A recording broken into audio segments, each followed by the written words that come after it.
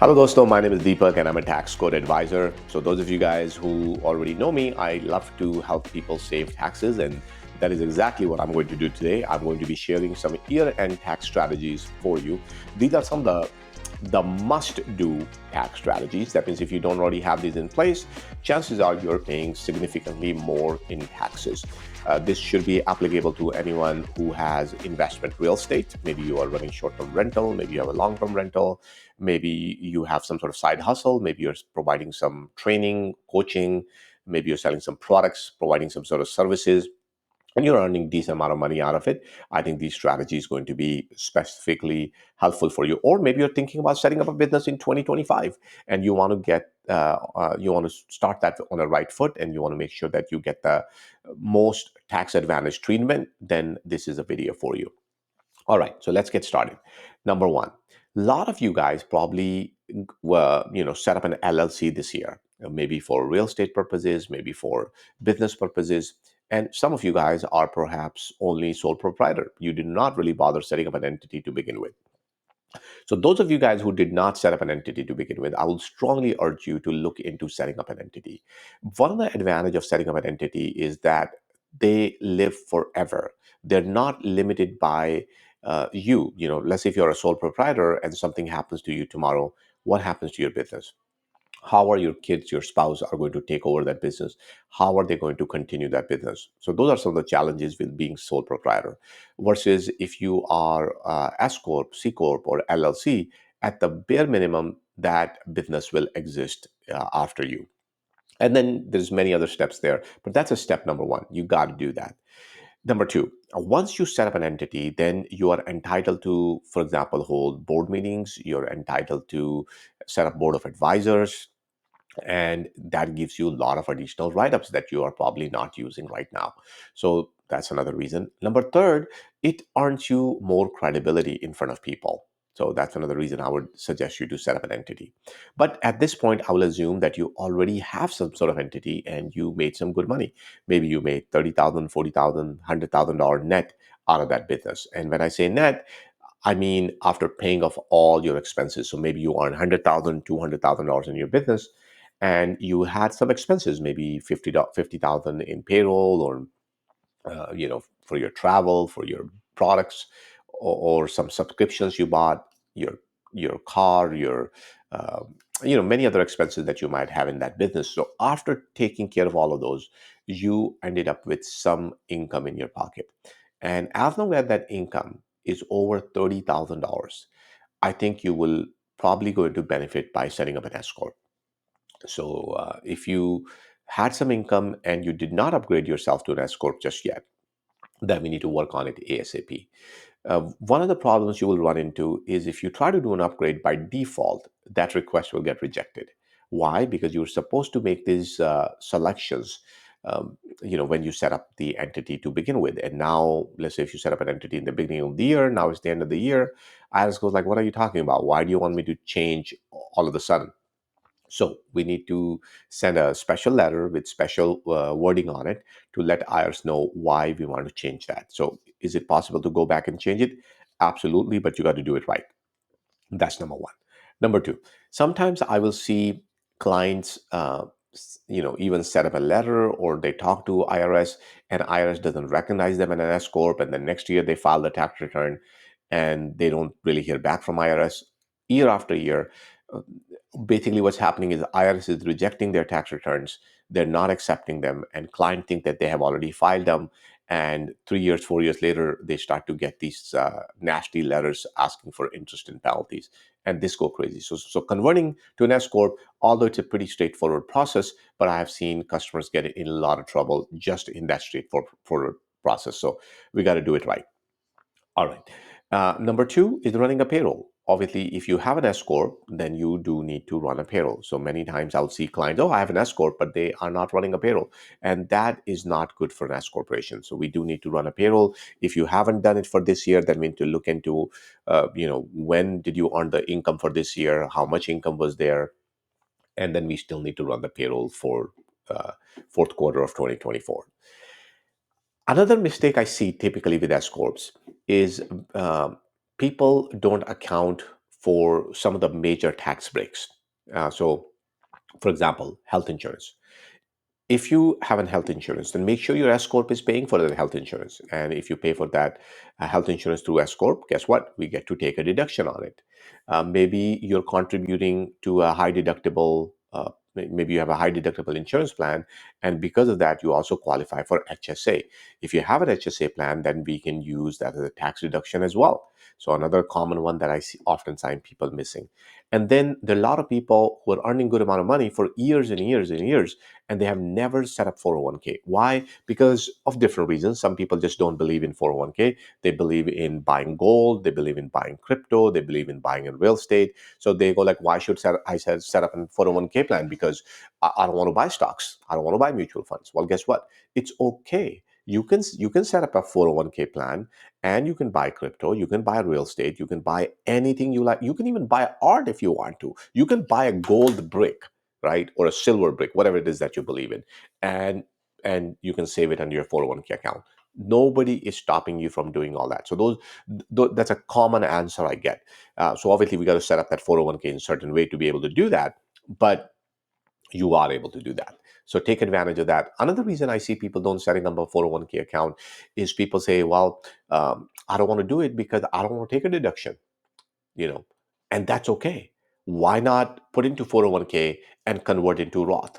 So if you convert into a Roth, now all of a sudden you're not getting a deduction on that money, and you're letting your money grow tax free forever. You can even let your kids inherit that at some day, and they get it all tax free. It grows tax free. So another great strategy. I mean, this one little change in the way you look at your finances can have millions of dollars impact on your overall financial situation. So those are some of the common things that I see people are missing out in S corporation. All right. Next one up on list is paying your family members, your kids. So what happens is uh, you need to include them in your business. So you shouldn't be doing this strategy only because it saves you on taxes. You got to you need to find a proper job description for your kids. You need to involve them in business. They need to provide you some sort of services. And as long as they do that, you can pay them. For example, right now in 2024, you can pay up to $14,600 and there will be no federal taxes due. Now, keyword here is federal. There might be some state taxes depending upon which state you are in. But if you structure it properly, you can give your kids up to 14,600 for 2024, and your kids don't have to pay taxes on it. That's wonderful. The reason why you want to do that is now they can use that money and put it into their Roth 401k. And from that Roth 401k, they're growing it tax free. So let's say if your kids are 15-year-old right now, and now you're giving them a huge uh, time frame to grow that wealth. I mean, that one strategy can be so powerful for every child out there. So I think every parent should do that. Now, you can do this if you own um, some sort of business, but you can do that even if you don't own a business. Maybe you own a real estate. As long as it's an investment real estate generating some income, you can pay your kids out of that as well. So this is a great strategy. Uh, there are some things you want to watch out for. For example, how you pay is critical. So we need to make sure that it's done properly. But at the bare minimum, you need to make sure you transfer the money to their bank account. You do this before December 31st. After that, there's no point. And you document exactly what did they do for your company. If you're not doing those basic steps, your tax professional cannot help you with that. But sometimes people think this strategy only works for your kids. Not true. This strategy also works for your spouse, for your parents, for your other family members, nephew, nieces. I mean, all these people that you're paying birthday gifts to, maybe you want to include them into your business somehow. And there are multiple benefits. Those kids will learn about how to run their own business, and one day they will become a successful entrepreneur. That's one reason you want to do it. Second reason you want to do it is because you get some awesome advice. For example, my nephew was with me just a couple of weeks ago, and he was telling me all kind of great things about YouTube. He's only 10-year old, and I learned quite a bit from him on YouTube. I actually recorded him and saved that video. So if I wanted to use that hey, I learned something new from a kid, I can pay him for that. I mean, that's a legit coaching that I received from him, and I can pay him, and he can use that money and invest in his Roth 401k. It's perfectly legit. Okay. So all I'm saying is that all this help, support, gifts that you're giving away, convert those into a business expense, but do it the right way. Obviously, if you're our client, we'll walk you through it and make sure we try to keep you out of the trouble as well. Something related with that is family board meetings. So all of us like to travel for holidays, maybe for Thanksgiving, for Christmas, for New Year. So we're traveling anyway. Well, why not convert that travel into a business travel? Like I said, the keyword is converted. That means there has to be a business purpose. And one of the great business purpose is to have board meetings. So you can have a board meeting, you can have advisory meeting, you can have counseling meeting. That means all these people that you like to go spend time together with, you set up a board meeting with them, you set up a board of advisory meeting with them, and you ask them, how can I grow my business? Simple question. Maybe they work for a company, maybe they have done some business in past. All you're doing is asking for advice. You know what people are really good at is giving advice. Now, do you have to act on it? Absolutely not. Yeah, as long as you take an advice, that qualifies as a business expense. Now, I hope it's a good advice and you can use it and can make a big difference in your business. But the purpose of board meetings is to get opinion as to how you can improve your business. So let's say if I was traveling to Florida for Christmas, maybe I'm meeting my parents or cousins there, whatnot. I'll put them all on my board of advisors. Now, if you don't already have that set up in your operating agreement, we can certainly help you with that. You can reach out and we can get that set up. But you need to have this properly documented. They need to be your advisors in advance. You need to send them an email, set up a meeting, set up a time. So you cannot just like show up on their door and call it a board meeting. That would look a little suspicious. You need to do it well in advance. And now that you have set up that board meeting, you have documentation around that. Guess what? When you travel, you can write off your airline tickets, you can write off your Uber, you can write off your accommodation, even meals. While you're traveling, your meals are 100% deductible because you're traveling. So that works. Some of you guys may be thinking about setting up that board meeting at your home. That means you're not traveling, but maybe those family members are coming to you. Guess what? Even that can be a write off for your business. Now, you have to be careful with that. The way you do that is something known as Augusta rule. Basically, what you're saying is, hey, I have. I have this S corporation, and to this S corporation, I'm going to rent my house. So this is the house that you live in. This is your primary residence. You can rent that house to your S corporation, and your S corporation will pay you rent for that. Now, not for a month, it's only for a couple of weeks, only for 14 days or less. So don't try to make it a too long one, but maybe you take a look at what's the Airbnb rates are in your area and take a screenshot of that and figure that out. Let's say maybe the rent is $300 a night, and you are there for 14 days. Well, there you go. That's your tax deduction on your S corp. Now, that income that you get from your S corporation is also tax free because you don't even have to report it because of Augusta rule. So it's a wonderful strategy for you to use because it's a tax free income. So if you are traveling, you get to take that as an advantage. If somebody else is coming to your home, even that case, you can use that. Now it's end of the year. We got about 1 week left before we call it a day for 2024. So this is the time we need to think, how is our tax situation look like? So if you have not done a consultation with your tax professional for the year 2024, then you are probably going blind. I normally recommend people do those consultations in November. That's a great time for you to understand where you are for the year, and then you can strategize as to what you want to do. For example, if you have too much income and you want to reduce that income for 2024, maybe you're thinking about buying a new car. For example, Tesla had great deals. And they still have great deals, but a couple of weeks ago, I think they were giving 0% APR. So that was a good time to buy Tesla if you wanted to buy it. Maybe you need some equipment, maybe you need a new computer, new camera, microphones, whatever it is that you need for business, maybe you buy it now. Now, you might say, well, wait a minute, Deepak, but I don't need to use it right now. I need to use it in 2025. Well, that's okay. You don't have to use it right now. As long as you purchase it, it's still a business expense. So think about electronics, think about cars, think about office equipment, think about trucks, SUVs. What does your business need? So use those. So you're traveling for Christmas, so you able to write off those expenses. Maybe somebody's coming to your home, you're able to write off those expenses. Now you're also accelerating some of these purchases that you're going to do in 2024, so you can write off those expenses. um, let's see what else I can tell you. 401k accounts, right? Hopefully you have already one set up. If not, then this is the time to get that set up. You can set it up all the way to December 31st and fund it. As long as you set it by December 31st, you're good to go. And you can fund it at an employee contribution as well as employer contribution. That's right. You can set up a 401k for yourself and you contribute your $23,000 as an employee contribution. But then on top of that, your company can also contribute to 401k as well. That is usually about 25% of your salary. Now, your contribution has to be in your 401k account by December 31st, but your company contribution, that can be funded later on next year as well. So that's okay. We deal with that at the payroll. So keep that in mind, that if you don't have that 401k set up, you still have time to do that.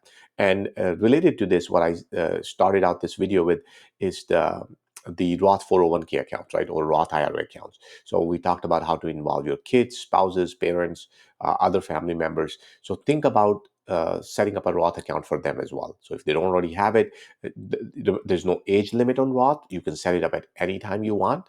Nobody's stopping you from funding Roth. So as long as you have earned income, which they will because you're paying them, you can definitely set up a Roth IRA account. So if you have small kids, maybe kids in your college, and you have not set up on a Roth just yet for them, then you're losing out big time. So please definitely take care of that right away.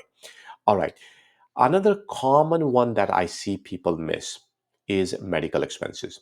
So people don't, especially the small business owners, they are not taking advantage of HSA accounts. They're not taking advantage of HRA accounts. Um, I'm not a big fan of flexible spending accounts because you lose the money if you don't use it. So if you already have an FSA account, maybe from your company, then please make sure that you use it. And on that topic, by the way, many of you guys might not even got your health checkup for this year. So if you did not really get your health checkup, I will strongly urge you to go get health checkup right now. Visit your chiropractor, visit your eye doctor, visit your medical doctor. Maybe you haven't really gotten done your labs. Take care of those. Those things are important. So if you have money in FSA account, you need to use it before the end of the year. If you don't use it, you're going to lose it anyway. So take care of that. As long as you have a high deductible insurance plan, you should be able to contribute to HSA. So if you don't have a high deductible insurance plan, then you should look into setting that up right away as well. We are in the month of December. Usually most companies allow you to change plans in November, December. So this is your time to take care of that. What most people don't know is about HRA plans, health reimbursement plans. That means your company can reimburse for certain medical expenses. So that is possible as well, but it needs to be done in a certain way, and it only should be done when you have significant medical expenses. So if you only have a couple $1,000 medical bill, I wouldn't worry about it too much. That should be good, taken care of by your HSA account. But if you're dealing with some major medical problems in your family, then we need to talk about how can get deduction on that. So if you guys remember, back in the days, we used to be able to deduct them easily on our tax returns. Not anymore. Why? Because we have higher standard deductions, and because of that, our ability to deduct medical expenses is very difficult now. But the workaround that is the HRA account. So if you are dealing with those situations, then let's talk, and we'll set up a proper HRA account for you. So I think those are some of the most common things that I see people missing out on in my practice. But please. If you're a sole proprietor right now and you haven't really set up a corporation, you haven't think about setting up an LLC or S-Corp, then take a, revisit that. Maybe that's the right thing for you to do. Some people also stay away with all this stuff because they think, setting up a 401k is too complex. Setting an HRA is too much of a problem. HSA, what the heck is that? Uh, LLC, that's going to require too much paperwork, too much extra bookkeeping, this and that. Those are all the wrong reasons. At the end of the day, what matters is how much money you keep in your pocket. And I've never really seen people losing money because they're taking advantage of all these tools. These tools exist for a reason. Why? The reason is that the US government wants us to be rich in this country. US government has set up the policies for us to take advantage of various tools that Congress has set up for us. Unfortunately, the problem is the lack of education. A lot of people just don't know about these tools. People will write off their kids' education by just writing a check to a college. People would don't know how to set up a board of advisors. People don't know how to set up solo 401k. People don't know how to take advantage of Augusta rule and rent out their home to their business. There's nothing wrong with them. These are all legal strategies. So anyhow, you get my point. If you are a small business owner or you have a real estate, then hopefully this video is going to save you tons of money. Uh, Now the ball is in your court. All you got to do is take some action. And like I said, 2025 is going to be a great year. So I'm looking forward to connecting with you at that time and sharing you some of the strategies for 2025. Once again, guys, my name is Deepak and I'm a tax code advisor. Now, before I let you go, I want to remind you guys, everyone, about filing your BOI report. Now, I did a separate video on that, explained it in great detail. You can go watch that. But once again, January 13th is the deadline as of today. They might extend it, who knows, or they might get rid of it altogether. I don't know. But as of today, the deadline is January 13th. So we only got a couple of weeks to file that report. If you have an LLC, S-Corp, C-Corp, then you do need to take care of that. Unless you're a really large business, there are some exceptions. Not everybody has to file it. But most of my clients are small business owners, so I'm assuming you are the one watching this video. And if you are a small business owner, then you do need to take care of that. You do need to file that report. If you need some help with that, I'm certainly here, and I'll be happy to help you. Thank you so much for spending your last 20 minutes with me, guys. And I'll look forward to connecting with you either on Discord or on WhatsApp group, and we'll continue our conversation there. If you want to be part of that group, you can definitely reach out to me. We talk about a lot of stuff. We talk about tax savings. We talk about the market updates, real estate updates. So all the information, all my groups are free. There's no charge for it. Only time you pay is when you set up one-on-one consultation. But there's tons of free information available in all my channels. So be smart. Make the smart decisions. Don't fall victim of fear and greed. As long as you follow those rules, you'll be just fine in this country.